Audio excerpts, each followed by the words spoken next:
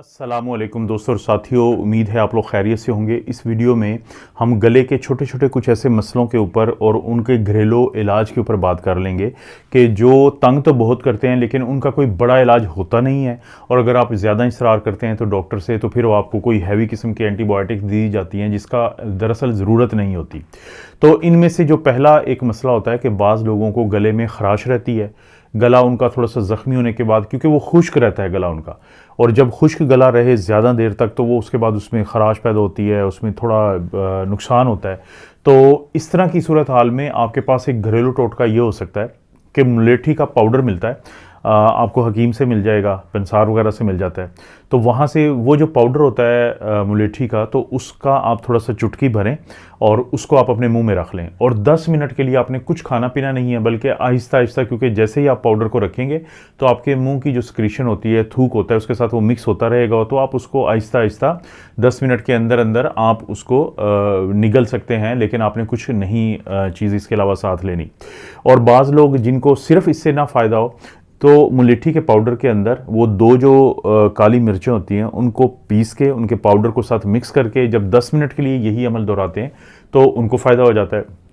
लेकिन अगर बच्चों में आप यही चीज़ करना चाहते हैं कि उनका गला बहुत ख़राब रहता है, वो साफ़ करने की कोशिश करते रहते हैं क्योंकि उनको लगता है कि कोई चीज़ फंसी हुई है, तो वो इन्हीं चीज़ के अंदर, यानी चाहे तो मुलेठी का पाउडर हो या अगर ज़रूरत पड़े तो फिर उसके अंदर काली मिर्च जो पिसी हुई होती है उसको, उसके साथ साथ फिर आप थोड़ा सा शहद शामिल कर सकते हैं, गुड़ शामिल कर सकते हैं, या फिर जो देसी शक्कर होती है वो शामिल कर सकते हैं, ताकि उन बच्चों को ये महसूस ना हो और वो इसको शौक से इस्तेमाल कर लें। तो ये जो घरेलू एक टोटका है पहला, वो आपको गले की खराश और गले का खुश्क होना बार बार, उससे निजात दिला देता है। इसके अलावा बाज़ का लोगों को गला जो है वो सूज जाता है, अंदर से सोजिश होती है, दर्द होता है बहुत ज़्यादा। और देखें, ये तमाम बातें जो मैं आपको बता रहा हूँ, इसमें अगर आपको कोई मसला होता है तो आपने अपने डॉक्टर को ज़रूर पहले मशवरा करना है। लेकिन ये कुछ घरेलू टोटके हैं। तो अगर आपको गले में बहुत ज़्यादा सोजिश, तकलीफ़ महसूस हो रही है कि गला पक रहा है अंदर से, तो बाहर आप कोई चीज़ लगा सकते हैं। वो क्या चीज़ है कि आप एक चुटकी जो है, यानी चुटकी से मुराद होता है कि थोड़ी सी आप हल्दी लेंगे और उसके साथ जो छोटा चाय वाला चम्मच होता है, वो 1/4 सरसों का तेल, तो उसका एक आप पेस्ट बना लेंगे।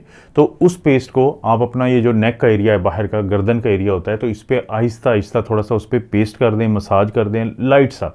और उसके बाद, क्योंकि आजकल मौसम ऐसा है कि आप कोशिश करें कि कोई गर्म सा कपड़ा यहाँ पे रख लें और 1 से 2 घंटे की गर्माइश दें, जिसकी वजह से उसका वहाँ पे असर हो जाता है। ये बिल्कुल ऐसे ही है कि बाज़ का हम जिल्द की क्रीमें लगाते हैं, हालांकि वो बाहर लगाते हैं, लेकिन आहिस्ता आहिस्ता वो जज्ब होती हैं और आपको जिस भी मसले के लिए वो क्रीम दी जाती है तो फ़ायदा दे देती है। तो इसी तरह ये जो आपने टर्मेरिक या हल्दी का थोड़ा सा पाउडर और ये जो सरसों का तेल है, इसका पेस्ट बनाया है, तो ये भी उस गर्माइश और जो आपने पेस्ट लगाया है, तो ये अंदर जो सोजिश होती है उसको कम करने में बहुत मददगार होता है। इसके साथ साथ बाज़ औक़ात लोगों को ये जो सोजिश के साथ बाहर भी गर्दन जो है थोड़ी सी फूली हुई नज़र आती है, या सोजिश नहीं भी है तो लोगों को होता है कि उनका जो सामने गर्दन का हिस्सा है ये थोड़ा फूला हुआ है। तो उसके लिए भी एक घरेलू टोटका है कि उसमें भी हल्दी का ही इस्तेमाल है।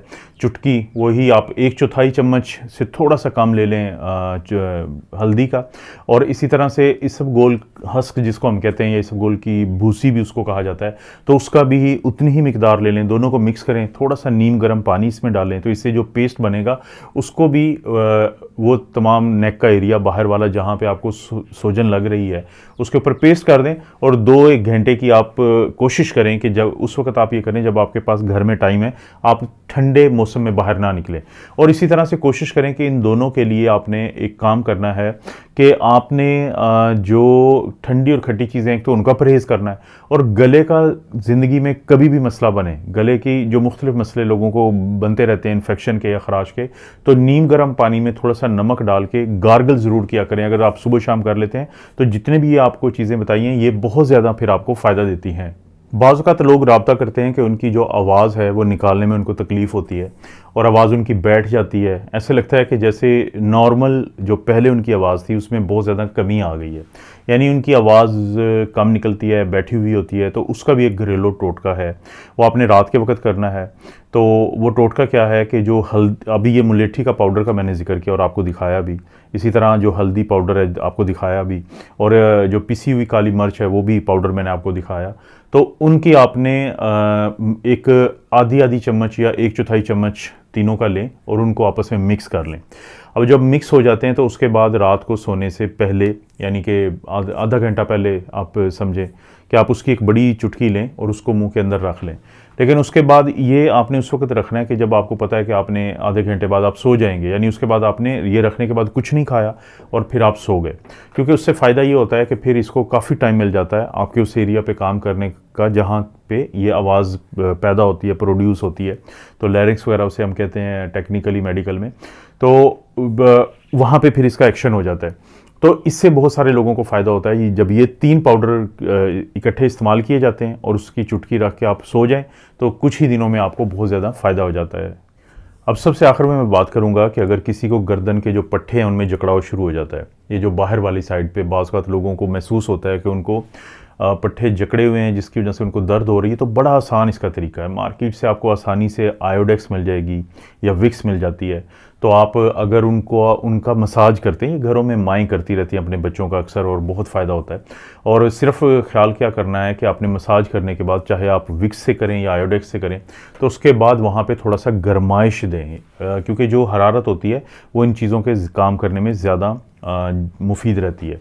लेकिन अगर किसी को जल्दी रिलीफ चाहिए तो वो जो आयोडेक्स है जिस चम्मच में आपने रखा है उसको थोड़ा सा गर्म कर लें, लाइट सा, और उसके बाद आप इसका मसाज करेंगे तो ये बहुत जल्दी काम कर जाएगी। जैसा कि मैंने कहा कि हरारत बहुत काम करती है, खून की नालियों में जो बहाव है उसको बेहतर कर देती है और ये चीज़ें जल्दी एब्जॉर्ब होती हैं। तो ये वो दरअसल ये लोग काफ़ी क्योंकि सवाल पूछते थे, तो मैंने सोचा कि अगर कोई घरेलू टोटका है तो उसका जिक्र किया जाए। वरना मैं जैसे डिस्क्लेमर भी आप शुरू में देखते हैं, और मैं हमेशा कहता हूं कि अगर आपको सेहत का कोई भी मसला है तो सबसे बेहतरीन जो शख्स, मर्द या औरत है रब्ता करने के लिए, वो आपका डॉक्टर है कि उससे रब्ता करें। लेकिन अगर रब्ता करना मुमकिन ना हो या कोई अभी मसला हो तो आप घरेलू ये इलाज है, इनके नुकसानात नहीं होते, तो आप ये भी कर सकते हैं। आपको पता है इस चैनल पर इस तरह की वीडियोस मिलती रहती हैं। वीडियो को लाइक करें, चैनल को सब्सक्राइब करें। कोई भी वीडियो अच्छी लगती है तो दोस्तों रिश्तेदारों से शेयर करने के लिए नीचे ऑप्शन उसको ज़रूर इस्तेमाल करें। आप अपना और अपनी फैमिली का ख्याल रखें। अल्लाह ताला आपको और आपकी फैमिली को हर किस्म की बुराई, बीमारी और आजमाइशी महफूज रखें।